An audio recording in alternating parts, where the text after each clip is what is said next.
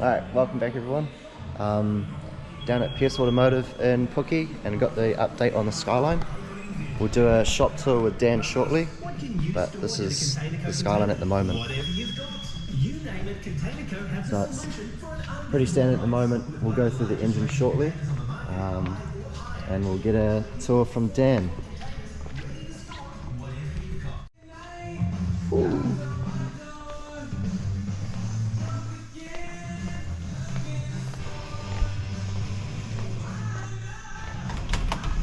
So where the magic happens, I spend most of my time in here, hiding away. And here she is, Already RB25 Neo.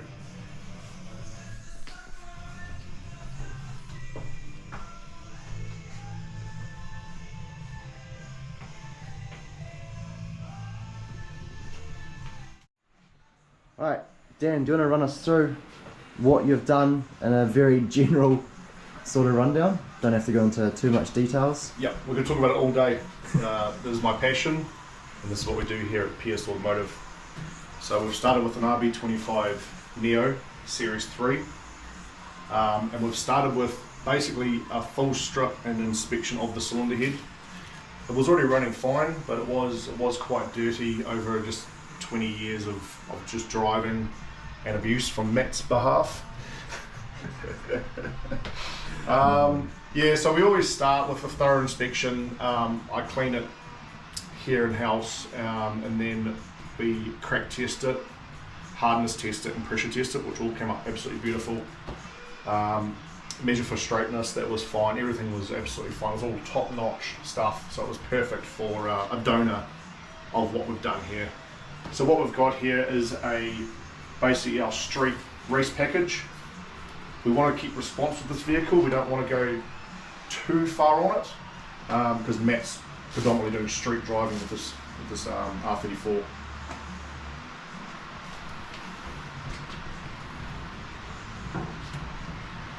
So this is our street port.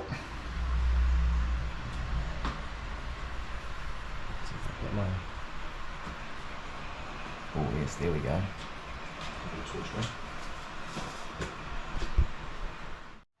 Alright, do you want to run us through with the porting side of things? Yep, so I won't go too in depth with it, but basically, as you can see, it has been opened up a fair amount. The 25 Neo engines, the cylinder heads flow so well straight out of the box anyway. And in my experience, they do flow better than the RB26. The casting straight off the bat is nicer, and they just have an overall nicer design about them.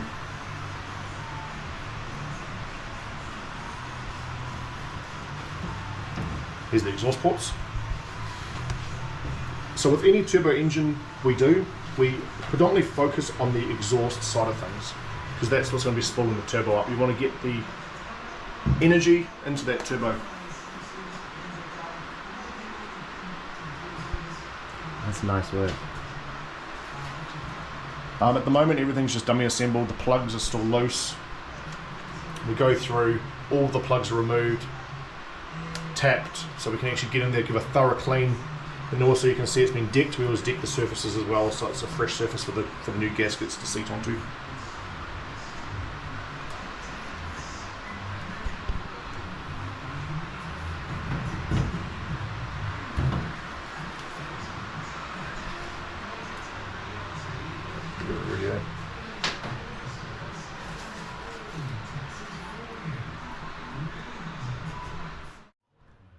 So once the mixture's made its way through the ports, it's coming in past a set of stainless nitrided intake valves, which are 1 mil oversize, and that helps us to utilize the porting that was done. It is 3 angles inside there, but they're also blended into the combustion chamber. The combustion chambers have been deshrouded and polished. And if we just go down the bottom here, you'll be able to see because we're on the exhaust. We're on the exhaust stroke here on the number 6. You can see it's all open. That's awesome.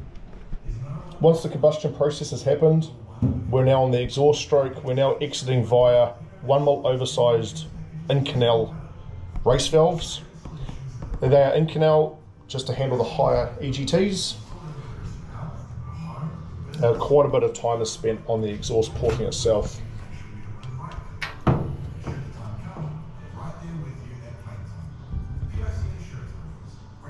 Looks so awesome in there, all shiny.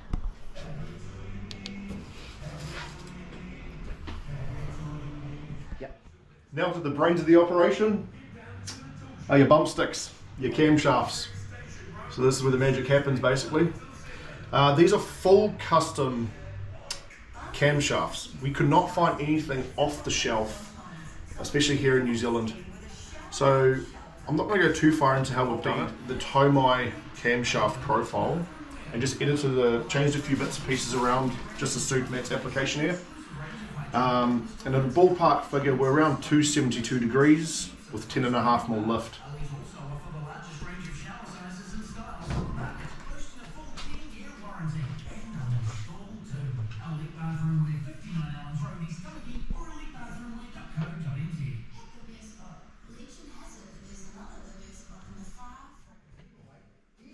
One thing that's really important with the cylinder head is a freshly decked surface. There's a specific RA finish that we try to achieve, and I'm very, very picky when it comes to this. As you can see, this is like a mirror. There's absolutely no cutting marks from tooling or any water spots or excess pitting or anything like that. Yeah, when you stand back like this, it's reflecting. Looks so good.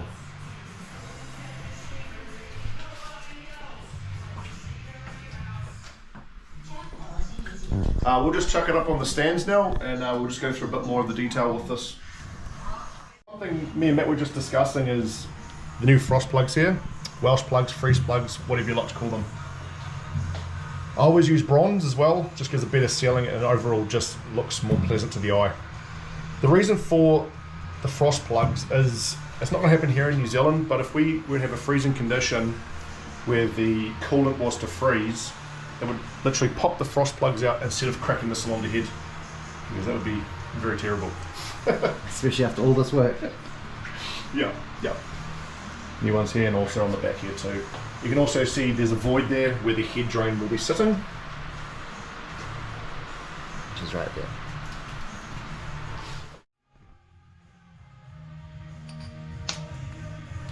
There we go. Super teak titanium valve train. Sheesh, man, that's so exciting. This all gets hidden away. We never see it again. One of the beauties of the RB25 Neo head is the solid lifter design. This is the bucket, and this here is the shim over bucket. Up in here you can see the Super Teak valve train.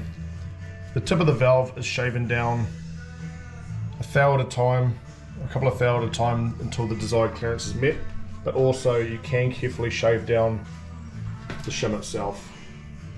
On this particular setup, we're running 18 thou tappet clearance. Now some people are going to be jumping up and down saying that's a bit loose, but for this setup and for what Matt's doing, it is perfectly fine. It all comes down to ramp rates and also making sure the valve has enough time to seat before its next revolution to help cool down. It's when the valve closes onto its seat, that is when the heat is extracted from the valve into the seat itself and then dispersed through the coolant system. So we like to give it a little bit extra dwell time to let everything cool down, especially on the exhaust side. This is it all just pulled apart and coming into the ports. So once again, we've got the stainless nitride coated valve. As you can see, it steps in here, narrows down with the throat of the actual porters, and it aids with flow going past it. It doesn't weaken the valve or anything like that.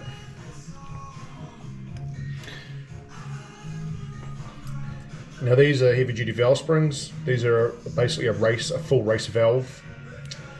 80 pound seat pressure and with 200 pounds pressure across the nose. Matt just seen just how much pressure it takes to actually remove and install them. One thing we've installed as well is the bronze valve guides. Factory steel is perfectly fine, but we've installed the bronze valve guides for a few reasons. One is the natural lubricity. Secondly, we're able to get the clearance we desired. And thirdly, it helps to dissipate the heat away from the valve itself, allowing cooler inlet temps into the combustion chamber. So we're looking from the combustion chamber side, which has been blended and flowed into the actual angles of the seat itself. Over here you've got this is the throat, and a little bit further down you've got the bowl area. And I was just explaining to Matt that quite a bit of time is spent around the bowl area. It is opened up to a certain percentage of the valve seat itself. I'm not going to go into it too far. Under here you've got the short turn radius. It's very important that you've got a smooth transition from the port around the short turn coming in.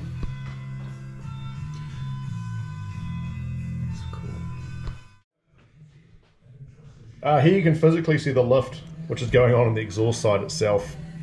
We're not going to look into here and get into detail too much because a couple of little secret bits and pieces.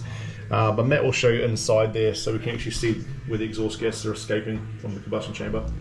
Look at that. It's a beautiful thing.